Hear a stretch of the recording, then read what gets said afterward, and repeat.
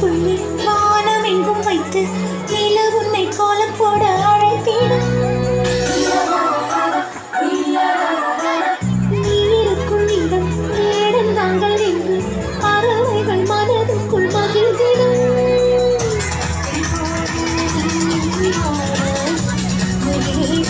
ஊஞ்சல் போடும் உலாவும் திங்கள் வந்து ஊஞ்சலை அசைத்தே போகும். பகலில் முழுவதும் வெயிலே உன்னை சுற்றி வரும்.